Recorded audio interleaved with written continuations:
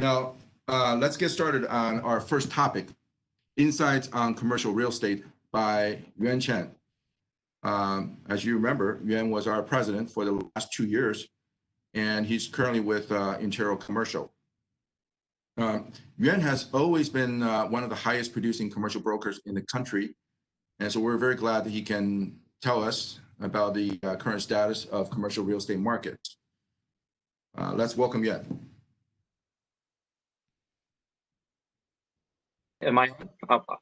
Thank you, Wilson.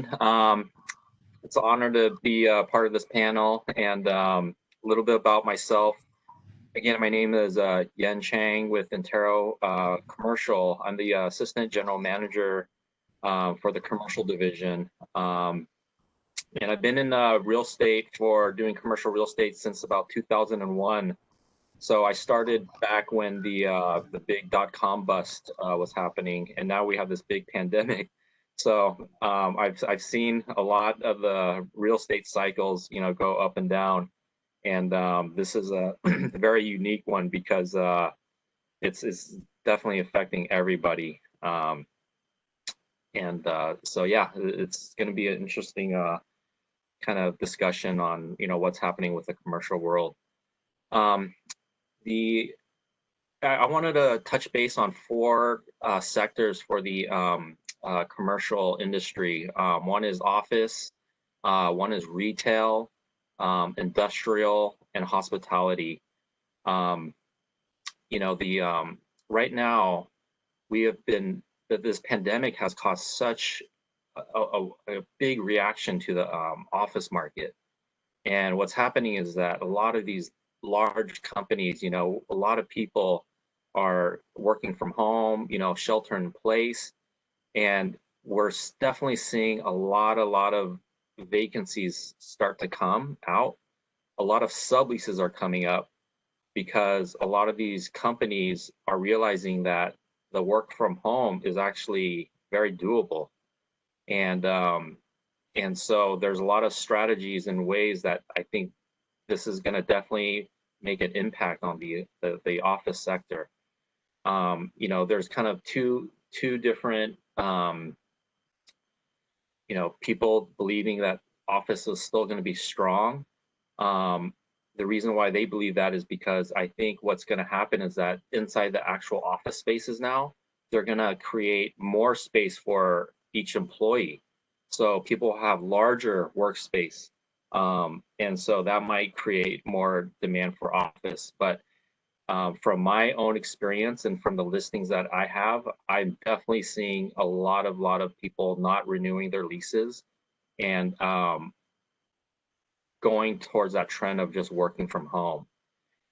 The future of office, I think what's going to happen is that I think people are going to be working from home, but then I think what's going to happen is that I think people are going to feel the need to still connect. So having meetings in office spaces, or having working with your employees side by side, it's still a huge benefit and makes people, I think, more creative when they're working together.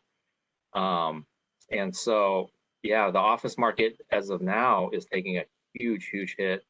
Again, I have one property right here in West San Jose. We have about 20 tenants. Within the last 2 months, we were completely full. We have probably about 6-7 vacancies now, just from the last 2-3 months. So it gives you a really good idea of what's happening. And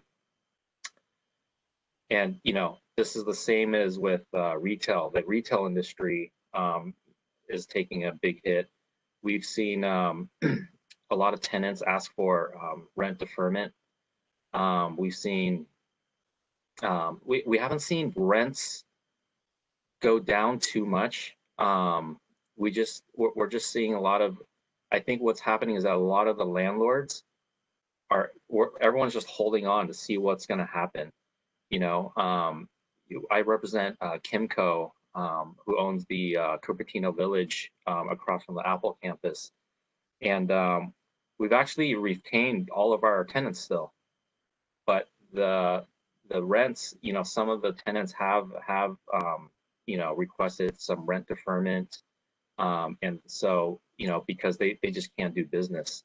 So the retail sector is going to be really, really interesting because, um, the normal retailers were already having a lot of um, challenges with Amazon and the online retailers. Um, and now the restaurants are getting hit pretty hard too. And restaurants were always a very difficult. It was very difficult to find spaces for restaurants.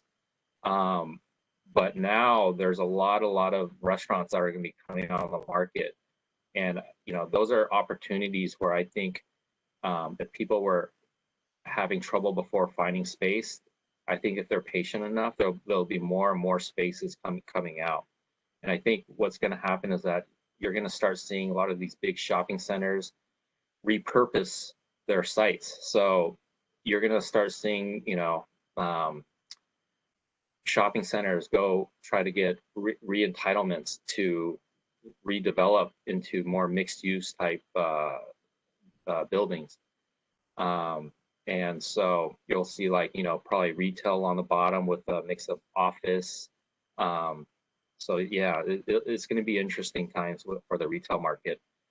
On a positive note, though, what's kind of been doing pretty well is the industrial and the warehouse market.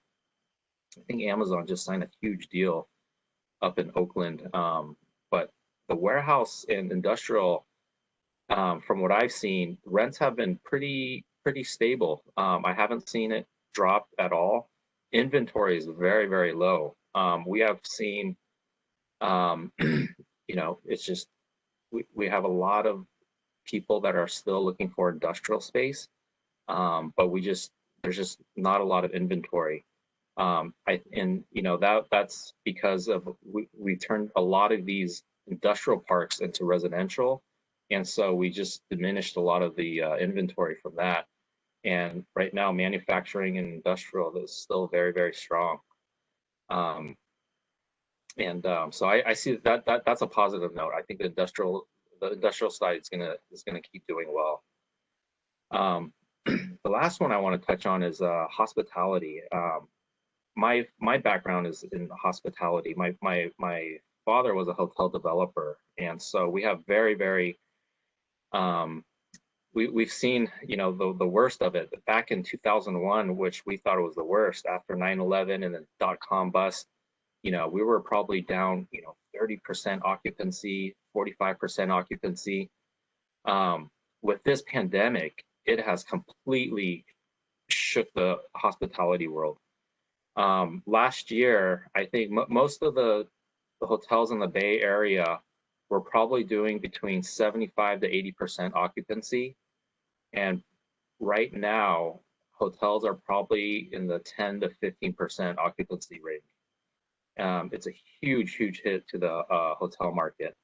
And we just never seen anything like that. I've never seen so many hotels actually close down.